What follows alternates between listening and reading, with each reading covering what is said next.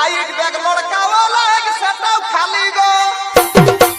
side bag लड़का वाला एक सेटअप खाली गो हमर किना तो साहेली गो